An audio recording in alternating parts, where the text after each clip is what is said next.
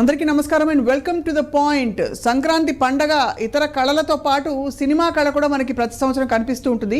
ఈసారి చాలా భారీ ఎక్స్పెక్టేషన్స్తో ఒక చాలా పెద్ద సినిమా, ఒక పెద్ద సినిమా, కొన్ని చిన్న సినిమాలు ఇలా కలిసి రిలీజ్ అయిన విషయం కూడా తెలిసిందే. అయితే ఈసారి హనుమాన్ చిత్రం దూసుకెళ్ళిపోతోంది అండ్ దీని గురించి మెగాస్టార్ చిరంజీవి మొన్ననే ప్రస్తావించారు ఒక సభలో. హనుమాన్ ఫంక్షన్లో ఆయన మాట్లాడుతూ చిన్న సినిమాలకి స్పేస్ ఎందుకు క్రియేట్ చేయట్లేదు అని ప్రశ్నించారు. అలాగే బహుశా ఆ కారణంతోటో లేక ఈ సినిమా కథాంశం వల్లనో హనుమాన్ సినిమా ప్రస్తుతం అన్నిట్లో కంటే కూడా బెటర్గా పర్ఫామ్ చేస్తుందని విశ్లేషకులు అంచనా వేస్తారు. బట్ అఫ్ కోర్స్ రిలీజ్ నిన్ననే అయింది కాబట్టి అసలు ఏం జరుగుతుందో మాట్లాడదాం సినీ పరిశ్రమలో. మనతో పాటు ప్రముఖ సినీ విశ్లేషకులు సీనియర్ జర్నలిస్ట్ భరద్వాజ్ గారు ప్రస్తుతం ఐడ్రీమ్ స్టూడియోస్లో ఉన్నారు. నమస్కారం. నమస్తే సార్. అలాగే శ్రవణ్ కుమార్ గారు విశ్లేషకులు అండ్ జర్నలిస్ట్ మనతో పాటు ఉన్నారు. నమస్కారం సార్. భరద్వాజ్ గారు, సినిమాలు అన్నీ చూసేసారా, కొన్ని చూసారా, ఏమిటి పరిస్థితి? నేను గుంటూరు కారం చూశానండి, హనుమాన్ చూశాను, తర్వాత ఈరోజు రిలీజ్ అయిన సైంధవ్ కూడా చూశాను. రైట్, మూడు సినిమాలు చూశారు. ఏమి ఒక్కొక్క సినిమా నేపథ్యం వేరు. సో మీ అంచనా ఏమిటి సార్, ఏం జరుగుతోంది సినిమా కలెక్షన్స్కి సంబంధించి? గుంటూరు కారం సినిమాకి 70% పైన స్క్రీన్స్ కేటాయింపు జరిగిపోయింది. దాని మీద ఒక వివాదం జరిగింది. అవును, అంటే చిన్న సినిమాలను బతుకునేవరా అనే, అంటే ఎవరు అనలేదు, కానీ దిల్ రాజు గారు మొదటి రోజు ఆ సినిమా గురించి ప్రత్యేకంగా మాట్లాడటం, అవును, అది కొంత బయట చర్చనీయాంశంగా మారింది. తర్వాత చిరంజీవి గారు ఆ సినిమా గురించి డాష్ మీద మాట్లాడటం, అవును, పైగా దిల్ రాజు గారిని ఉద్దేశించి మాట్లాడాడు, ఆయన పేరు ప్రస్తావించి. అయితే ఎన్హాన్స్ చేశాడు. దిల్ రాజు గారు మాట్లాడిందంటే మీ సినిమాలో కంటెంట్ ఉంటే అదే స్క్రీన్స్ పెంచుకుంటుంది అన్నాడు. దాదాపు అదే జరుగుతోంది ఇప్పుడు అదే జరుగుతోంది. నెమ్మదిగా అది స్క్రీన్స్ పెంచుకునే పరిస్థితిలో ఉంది ఆ సినిమా. రైట్. గుంటూరు కారం మిక్స్డ్ టాక్ మాత్రమే కాదు, కొంత తగ్గింది. ఈరోజు కలెక్షన్ డౌన్ అయింది. ఈ డౌన్ ఎక్కడ దాకా పెడుతుంది అనేది రేపటికి పూర్తి అంచనా వస్తుంది దానికి సంబంధించి. రైట్. వ్యక్తిగతంగా మీకు ఏ సినిమా నచ్చింది సార్? అంటే ఈ రెండిట్లో కంపేర్ చేస్తే గుంటూరు కారంతో పోలిస్తే హనుమాన్ సమ్ బెటర్ అండి, సంథింగ్ బెటర్. అలాగే ఈరోజు రిలీజ్ అయినటువంటి సైంధవ్ కూడా తను ఏం చెప్పాడో అది తీసాడు అతను, డైరెక్టర్ శైలేష్. రైట్. ఏం చెప్పాడో అది తీసాడు. అయితే వైలెన్స్ ఉంది సినిమాలో, విపరీతమైనటువంటి వైలెన్స్ ఉంది. వైలెన్స్ని ఒక సెంటిమెంట్ చుట్టూ నడిపాడు ఆయన. అది ఒక ఫార్ములా అనుకుని అలా డిజైన్ చేసుకుని వెళ్ళిపోయాడు. రైట్. సో కంపారిటివ్గా ఈ రెండు సినిమాలతో పోల్చినా కానీ హనుమాన్ కొంత బెటర్. రైట్. చాలా ఎమోషనల్గా మాట్లాడారు మొన్న మహేష్ బాబు గారు, శ్రవణ్ కుమార్ గారు. అంటే ఆయన ఎప్పుడూ లేనంత ఓపెన్ అప్ అయి మాట్లాడారు. మామూలుగా ఆయన మితభాష్య అని పేరు, చాలా ఎక్స్పెక్టేషన్స్ ఉన్నాయి. అండ్ శ్రీలీల అద్భుతంగా డాన్స్ చేశారని చెప్పి, అలాగే ఒక్కొక్కళ్ళని పేరున ఆయన ధన్యవాదాలు కూడా చెప్పారు. సో ఏంటి సార్ సినిమాల పరిస్థితి ఈసారి సంక్రాంతిలో? సంక్రాంతికి ఇప్పుడు భారీ అంచనాలతో వచ్చింది సో మహేష్ బాబు గారి చిత్రం అని చెప్పాలి. వాస్తవానికి ఎప్పుడైనా సరే భారీ అంచనాలతో వస్తున్నప్పుడే కొంచెం అనుమానం కూడా కదులుతుంటాయి. ఎందుకంటే అంత ఎక్స్పెక్టేషన్ వచ్చినప్పుడు సినిమా చూస్తున్నప్పుడు ఆ ఎక్స్పెక్టేషన్ రీచ్గా కూడా సీన్ బై సీన్ వస్తుంటే సినిమా మీద ఇంట్రెస్ట్ పెరుగుతుంటుంది. ఎక్స్పెక్టేషన్ ఎప్పుడు తగ్గుతుందో, ఒక సీన్కి అయితే భరిస్తారు, 2 సీన్లకైతే భరిస్తారు. ఇక సినిమా కంటిన్యూ అవుతూ ఉంటే ఇక ఫాల్ డౌన్ అవుతూ ఉన్నట్టుగా ఇంట్రెస్ట్ పోతుంది. దాంతో సినిమా ఫస్ట్ డిబేట్ టాక్ వస్తుంది, ఆ తర్వాత ఫ్లాప్ కిందకి వస్తుంది. వాస్తవానికి అయితే సంక్రాంతి హీరో అంటేనే మనం మ్యాక్సిమం ఫస్ట్ గుర్తొచ్చేది సూపర్ స్టార్ కృష్ణ గారి పేరుగా. సో అదే వారసత్వం నిలబెట్టుకుంటూ ఇది 7వ చిత్రంగా వచ్చినప్పటికీ తనకు బహుశా మళ్ళీ గొప్పగా సంక్రాంతి చిత్రం పేరు పెట్టేంతగా నిలబెట్టేంతగా అయితే లేదని చెప్పొచ్చు గుంటూరు కారం. ఇంకా చెప్పాలంటే గుంటూరు కారం చప్పగా ఉందని చెప్పొచ్చు. అది ఒక సినిమాని మొదటి రోజు అలా డిసైడ్ చేయడం పొరపాటు అవుతున్నది. అయినా కూడా ఈ కంపారిటివ్లో మాత్రం మనం గొప్పగా చెప్పాల్సినంతగా విజయాన్ని సాధిస్తుంది అయితే మనం చెప్పలేము. మొదటి రోజు అట్లా సినిమా ఇది కేవలం వ్యక్తిగత అభిప్రాయం కాదు, మార్కెట్ అంచనాలు, ఆ కలెక్షన్లు. ఎందుకంటే భారీ చిత్రంగా వచ్చినప్పుడు, అంత కాంపిటీషన్తో వచ్చినప్పుడు, ఇతర చిత్రాలకు స్పేస్ దొరకనంతగా బజ్ క్రియేట్తో వచ్చినప్పుడు ఆటోమేటిక్గా దాని మీద భారం ఎక్కువ ఉంటుంది, ఎక్స్పెక్టేషన్ ఎక్కువ ఉంటుంది. దాంతోపాటు సినిమా ప్రమోషన్స్ కూడా చాలా మంచిగా చేశారు. ఒక్కొక్క పాట రిలీజ్ చేసుకుంటూ ఒక్కొక్కటి ఎప్పుడైతే కుర్చీ మడత పెట్టి పాట రావడం, దాని మీద చాలా హిట్ అయింది సినిమా. హిట్ అయింది. అది బాగా హిట్ పాట హిట్ అయ్యగానే బాగా చర్చకు వచ్చింది అని చెప్పవచ్చు. అంటే చాలామంది విమర్శించారు కూడా, అంత పెద్ద హీరో ఆ పాట పదం పెట్టుకోవడం ఎంతవరకు కరెక్టు, ఇదంతా వినడానికి బాగుందా బాగలేదని చర్చకులోకి తీసుకొచ్చినప్పుడు సినిమాకు బజ్ పెంచడంలో కూడా ఒక సక్సెస్ అని చెప్పొచ్చు. కానీ వాళ్ళని ఇట్లా అంటే వచ్చే ప్రేక్షకుని మీద ఎక్స్పెక్టేషన్ పెంచిచ్చి తీసుకొచ్చుకొని ఆ మాత్రం ఫీల్ ఇవ్వకపోయినప్పుడు ఖచ్చితంగా నిరాశ చెందుతారు. ఆ నిరాశ ఇప్పుడు మనం మన ఈరోజు సోషల్ ప్లాట్ఫామ్లో అదే నిరసనలు కానీ లేదా పెదవిరుపులు వింటున్నాం, చూస్తున్నాం. సోషల్ ప్లాట్ఫామ్లో జరుగుతున్నాయి అయితే ఖచ్చితంగా. ఇంకా చెప్తే బాగోదు, ఆ కుర్చీ మడత పెట్టే డైలాగ్ అయితే స్పష్టంగా వాళ్ళు తిరిగి సినిమా వాళ్ళని ప్రయోగిస్తున్నారు. రైట్. భరద్వాజ్ గారు మీ కామెంట్స్ సార్ ఆన్ దిస్. అంటే సోషల్ మీడియా వచ్చాక అంటే చాలా ఓపెన్గా నచ్చకపోతే నచ్చలేదు, నచ్చిందంటే తెగ నచ్చేస్తుందని చెప్పేస్తున్నారు. అది ఎంతవరకు సబబు సార్? అంటే సినిమా మేకర్స్ తప్పకుండా వాళ్ళు అదే కృషి చేసి ఒక మహేష్ బాబు లాంటి హీరోని పెట్టి తీశారంటే అదే ఎఫర్ట్తో అద్భుతంగా తీయాలని తీసుంటారు. అందులో మహేష్ బాబు గారు చాలా సెలెక్టివ్గా స్పేస్డ్ అవుట్గా సినిమా చేస్తారు. అంటే వ్యూహాత్మకంగా వ్యవహరించారండి. సినిమా ప్రమోషన్కి సంబంధించి కూడా పెద్దగా హైప్ క్రియేట్ చేసే ప్రయత్నం అయితే జరగలేదు వాళ్ళ వైపు నుంచి. అంటే ఆడియన్స్ ప్లెయిన్గా థియేటర్కి వస్తే సర్ప్రైజ్ చేద్దాం లోపల అని అనుకున్నారు వాళ్ళు, కానీ అది జరగలేదు. ఆ మ్యాజిక్ వర్కౌట్ అవ్వలేదు థియేటర్లో. అవును. దానికి ప్రధాన కారణం డైరెక్టరే. అంటే త్రివిక్రమ్ శ్రీనివాస్ గారి లోపం మాత్రమే ఉంది ఆ సినిమాలో. సినిమా ఈ మేరకు అంటే నిన్న దాదాపు 30 కోట్ల వరకు కలెక్ట్ చేసిందని చెప్తున్నారు. ఈరోజు బాగా డౌన్ అయింది అది. రైట్. ఈరోజు దాదాపు దానిలో సగానికంటే కూడా తగ్గింది. రైట్. ఈ తగ్గుదల అంటే ఈ మేరకు రావటం కూడా మహేష్ బాబు క్రెడిటే అది. అంటే క్యారెక్టర్ డిజైనింగ్ కూడా చాలా నెగ్లిజెంట్గా వ్యవహరించాడు ఆయన. పాత్రలని డిజైన్ చేయటంలోనూ లోపం ఉంది, కథలో చాలా లోపాలు ఉన్నాయి, పునాదిలోనే లోపం ఉంది. అసలు కథకి అనుకున్నటువంటి మూలంలోనే చాలా లోపం ఉంది. ఆశ్చర్యం, ఎందుకంటే ఈ పండించడంలో త్రివిక్రమ్ గారు దిట్ట కాబట్టి సిద్ధాస్తులు ఆయన అంటే మంచి క్యారెక్టరైజేషను అవన్నీ ఇవ్వడంలో, ఒక ఎమోషన్ పండించడంలో లేదండి. అసలు సినిమా టోటల్గా ఏదో గాలిలో తీసినట్టుగా ఉంది అది. పునాది లేకుండా దాని మీద ఒక 20 అంతస్తుల మేర కట్టే ప్రయత్నం చేశాడు ఆయన. Right right right. అందుకని కుప్పకూలింది. రైట్. హనుమాన్ అన్నిటికంటే బెటర్గా పర్ఫామ్ చేయడానికి ఏంటి అంచనాలు లేకపోవడం కారణమా సార్? లేదు, అంచనాలు అనేది కూడా కాదండి. ఆ సినిమా అంటే థియేటర్కి వచ్చినటువంటి ప్రేక్షకులు ఏం జరుగుతుందో చూద్దామని వచ్చారు. రైట్. రెండోది కథ ఆయన కూడా ముందే చెప్పేశాడు. రైట్. అంటే హనుమంతుడు తాలూకా అంటే చిరంజీవి హనుమంతుడు అనుకుంటే, రైట్, హనుమంతుడుకి మరణం లేదు అనుకుంటే ఆ శక్తిని ఎలాగోలా కబళించాలి అని కొంతమంది ప్రయత్నం చేస్తారు. అవును. ఆ ప్రయత్నాన్ని దైవం మానవులతో కలిసి ఎలా ఎదుర్కొంటుంది అనేది ఒక లేయర్ కథ ఆయన అనుకున్నది. రైట్. రెండో లేయర్ ఒక ఊళ్ళో ఆ ఊరి భూస్వామిని ప్రజలు ఎలా ఎదిరిస్తారు అనేది ఇంకొక లేయర్లో అనుకున్నాడు. రైట్. ఈ 2 లేయర్లని కలుపుకుంటూ వెళ్ళటం అనేది ఆడియన్స్ని కొంచెం కూర్చోబెట్టింది థియేటర్లో. రెండోది ఆ భూస్వామిని ఒక జులాయి కుర్రాడు ఎదిరించటం అనేది, అది కొంచెం ఇంట్రెస్టింగ్గా అనిపించింది జనాలకి. అంటే కాంతారుడు అని అనుకోవచ్చా? అంతే, అంతే అంతే. అయితే కాంతార ఒక దైవాంశం ఉండే మరొక దైవాంశం ఉండే కాంతార అనుకోవచ్చు. అంతే. అయితే దీనిలో కొంచెం ఫోక్ ఎలిమెంట్ని జోడించి ఉంటే అదే ఇంకో లెవెల్కి వెళ్ళి ఉండేది సినిమా. అయితే తను ఇంకొక మాట వినిపిస్తోంది, ఆదిపురుష్ అనే సినిమాతో కూడా కంపారిజన్ వస్తోంది. అవును. ఆదిపురుష్తో పోలిస్తే ఈ సినిమాలో గ్రాఫిక్ వర్క్ ఇదంతా చాలా బాగుంది, వీళ్ళు బాగా డిజైన్ చేసుకున్నారు అనే పేరు కూడా సంపాదించుకున్నారు వీళ్ళు. అది కూడా కలిసి వస్తుంది ఇప్పుడు సినిమాకి. అంటే అక్షరాల ఈ సినిమాలో కూడా రివైవలిజం అంశాలు ఉన్నాయంటారు? ఉన్నాయండి.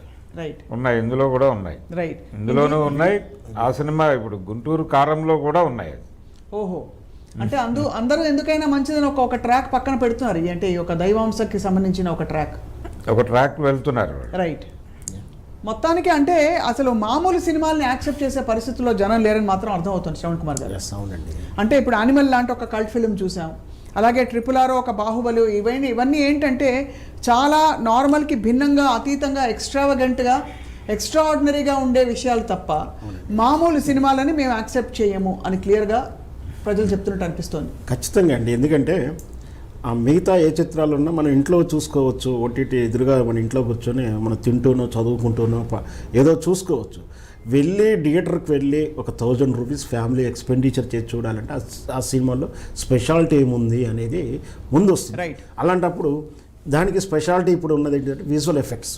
ఆ విజువల్ ఎఫెక్ట్స్లో హనుమాను ఖచ్చితంగా హనుమంతుడు కనపరచడం కానీ ఆ సినిమాలో ఆ సెంటిమెంటు ఇప్పుడు పైగా ఇప్పుడు అయోధ్య రామ మందిరం నడుస్తుంది, అందరి నోళ్ళల్లో మదిల్లో రాముడు తాలూకు ఫ్లేవర్ అంతా కూడా రాముడు ఆ జపము ఆ భావజాలంలో ఉన్నారు.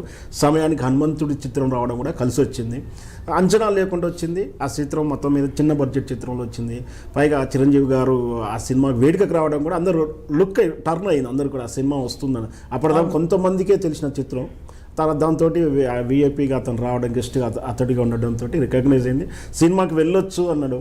ఫస్ట్ ఇంకొకటి ఏంటంటే ఈ హనుమాన్ చిత్రం మొదటి ఆటకు కానీ ఫస్ట్ ఒక 20% అవతల గుంటూరు కారమో ఇంకా XYZ పెద్ద చిత్రంలో సినిమా టికెట్ దొరకని వాళ్ళు ఆల్టర్నేషన్కి వస్తారు ఫస్ట్ ఇట్లాంటి ఓవర్ఫ్లో ఇటు వస్తుంది. కానీ అప్పుడైతే అట్లా వస్తున్నప్పుడు దీని మీద ఏం ఎక్స్పెక్టేషన్స్ ఉండవు. అలా వెళ్ళిన ప్రేక్షకుడికి ఆ థియేటర్లో సినిమా చూస్తున్నప్పుడు సీన్ బై సీన్ ఇంతకుముందు చెప్పుకున్నట్టు ఆ విజువల్ ఎఫెక్ట్స్ కానీ ఆ దైవ భావం కానీ ఆ ఊరిలో అరాచకంగా జరుగుతున్నప్పుడు ఒక సామాన్యుడు ఎదిరిచే తీరు, ఆ హీరోకి ఒక హెల్మెట్ టాస్క్ ఇస్తున్నాడు అర్థమవుతుంటుంది, ఈ హీరో ఈ టాస్క్ ఫిల్ చేస్తాడా లేదా ఆసక్తిగా సినిమా అంతా చూస్తుంటాడు. సో దాన్ని క్యాచ్ చేసుకుని నిలబెట్టగలిగాడు ప్రశాంత్ వర్మ.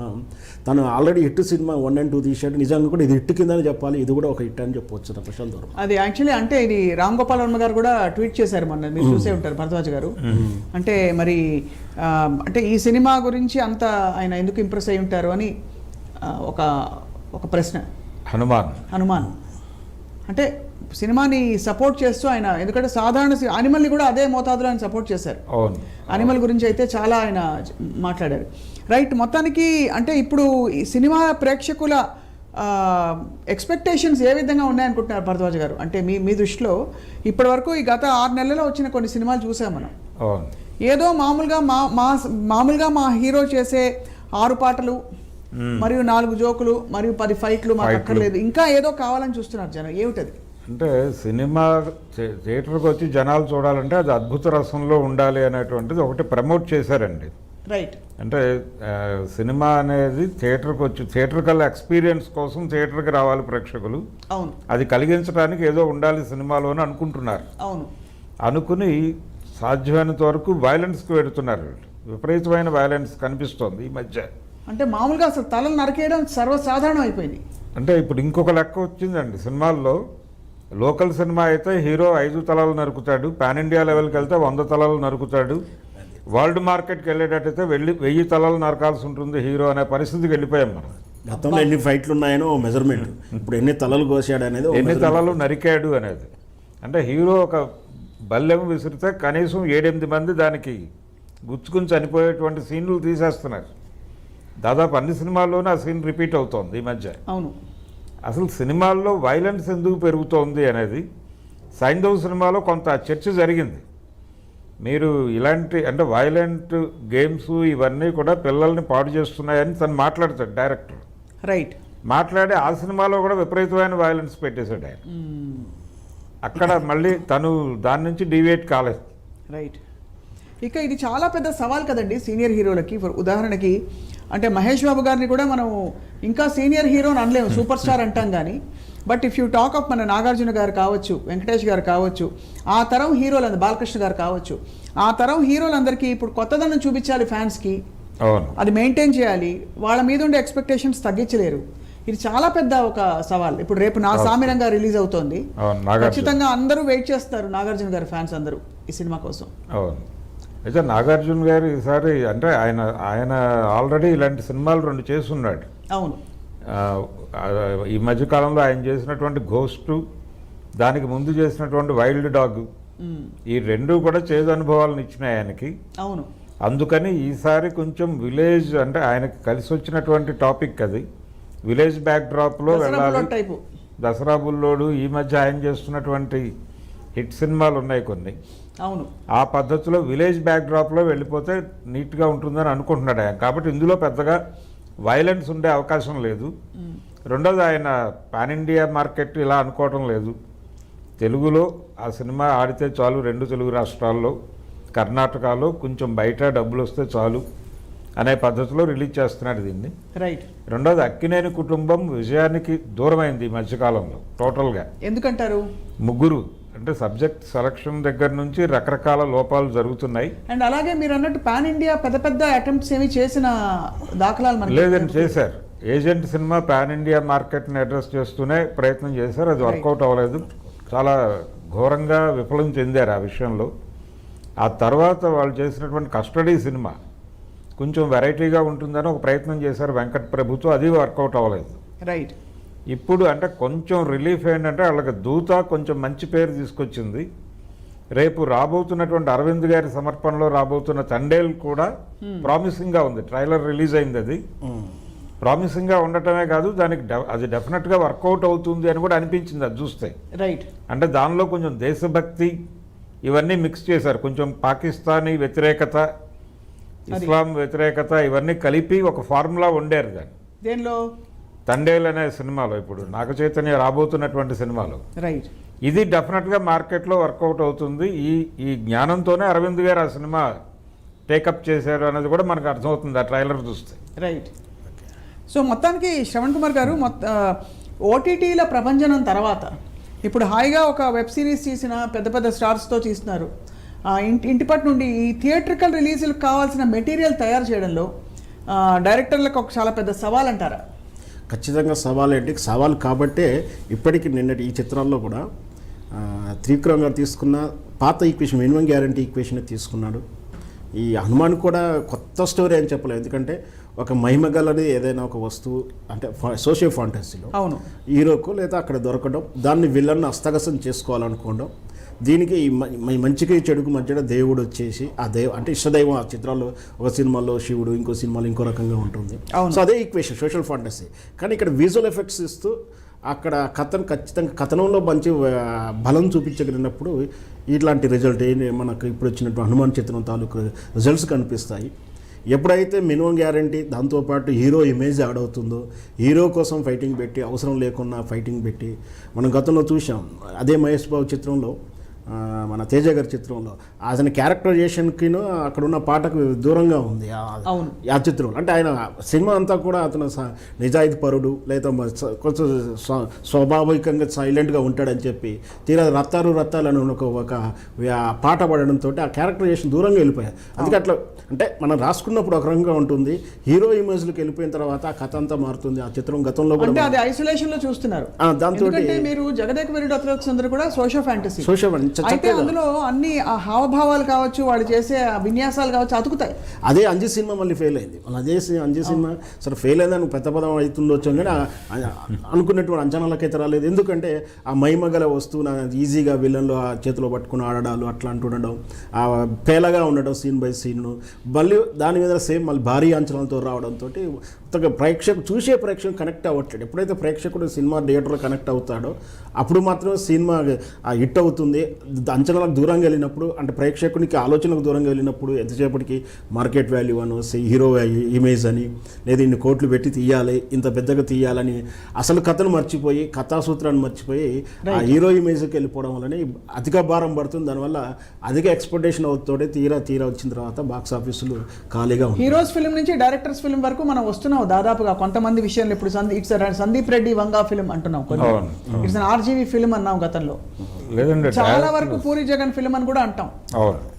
అలాగే ఇప్పుడు లేటెస్ట్గా ఇప్పుడు వచ్చిన కల్ట్ ఫిల్మ్స్ అన్ని కూడా దాదాపు హీరోని వాళ్ళ పాత్రలో ఇడుస్తున్నారు తప్ప హీరో కోసం స్క్రిప్ట్లు రాసే రోజులు తగ్గుతున్నాయనే చెప్పాలి. ఏమంటారు సార్ ప్రతాజ్ గారు? అంటే హీరోలు కూడా డైరెక్టర్ల మీద ప్రెజర్ పెడుతున్నారండి మధ్యకాలంలో. అంటే పాన్ ఇండియా మార్కెట్ కావాలి అంటే క్వాలిటీ సినిమా కావాలంటే బడ్జెట్ కావాలి, దీంతోపాటు రెమ్యునరేషన్లు కూడా పెరుగుతాయి ఈ మార్కెట్ పెరిగితే. కాబట్టి పాన్ ఇండియా సబ్జెక్టులు డిజైన్ చేయమనే ప్రెజర్ అయితే హీరోలు డైరెక్టర్ల మీద పెడుతున్నారు, ఆ తరహా సబ్జెక్టులు డిజైన్ చేయండి అని. దాంతో వీళ్ళు ఆ గందరగోళంలో ఉన్నారు, డైరెక్టర్లు ఆ కన్ఫ్యూజన్లో ఉన్నారు. ఎలా చెప్పాలి? ఇప్పుడు హనుమాన్ సినిమా ఒక రకంగా హీరో లేకపోయినా, స్టార్డమ్ లేకపోయినా కానీ నేను సబ్జెక్టుతో జనాల్ని పట్టుకొచ్చి థియేటర్లో కూర్చోబెట్టగలను అనే ఒక భరోసా ఇచ్చాడు ఆయన. అవును, వర్మ. ఇది కొంచెం స్టార్డమ్ని ఇబ్బంది పెట్టే సినిమాలు ఇలాంటివి. ఆయన కూడా అద్భుత రసంలోనే వెళ్ళాడు, సోషో ఫ్యాంటసీ కాబట్టి దానికి ఆయన వాడినటువంటి విజువల్ ఎఫెక్ట్స్ ఇవన్నీ యాడ్ అయినాయి. వైలెన్స్ విజువల్గా వెళ్ళలేదు సినిమాలో, కాబట్టి అందుకని కొంచెం ఫ్రెష్గా అనిపించింది సినిమా, హాయిగా ఉంది సినిమా అతను ఏం చెప్పినప్పటికీ. ఈ మధ్యకాలంలో మనం చూస్తున్నటువంటి సినిమాలు దాదాపు సలార్తో పోల్చి, సలారు, యానిమల్, ఇవన్నీ టోటల్గా విపరీతమైన వైలెన్స్, పైగా హీరో చంపేసిన దేనికి కూడా కేసులు ఉండవు మన దానిలో. అదే అంటే మనకి ఖైదీ సినిమాలో చిరంజీవి గారు అంతమందిని చంపేసిన తర్వాత కేసులు ఉంటాయి. హీరోయిన్ రాగానే 2 చేతులు ఇలా పెట్టి బేడీలు వేయించుకుని పగ కోసం ఈ జన్మ, ప్రేమ కోసం ఇంకో జన్మ అని వెళ్ళిపోతాడు ఆయన. ఇప్పుడు హీరోలు ఎంతమందిని చంపినా కోర్టులు పట్టించుకోవడం లేదు, అసలు కోర్టులను వీళ్ళు పట్టించుకోవటం లేదు. అదే అలాగే వర్మ గారు తీసినటువంటి, రామ్ గోపాల్ వర్మ తీసిన క్షణక్షణంలో 50 లక్షలు దొంగతనం మీద నడుస్తుంది సినిమా అంతా, బ్యాంక్ రాబరీ మీద. ఆ 50 లక్షలు చివరికి బ్యాంకుకే చేరతాయి. అవును, వాళ్ళు అంటే ఒక ఎత్తుకుపోయి చట్టబద్ధత ఉంటుంది.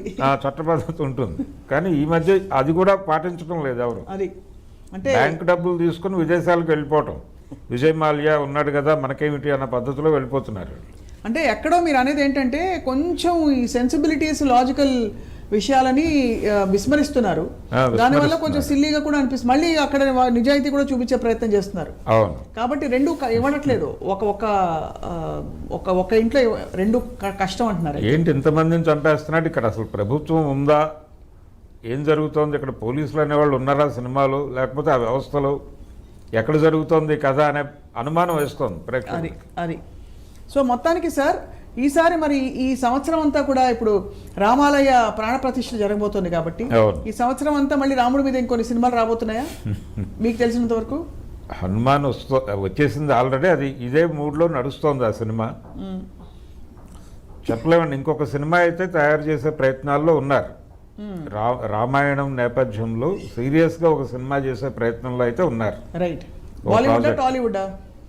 లేదండి, టాలీవుడ్ నుంచే వస్తుంది అది, టాలీవుడ్ నుంచే. శ్రవణ్ కుమార్ గారు మీ కామెంట్ సార్, ఈ రివైవలిజం అండ్ ఇప్పుడు ఉండే ఈ భక్తి మూవ్మెంట్ ఏదైతే ఉందో? ఖచ్చితంగా హనుమాన్ ఇప్పుడు హిట్ అయింది, కానీ హనుమాన్ 2 కూడా వస్తుంటుంది. అవును, సీక్వెల్ ఉంది.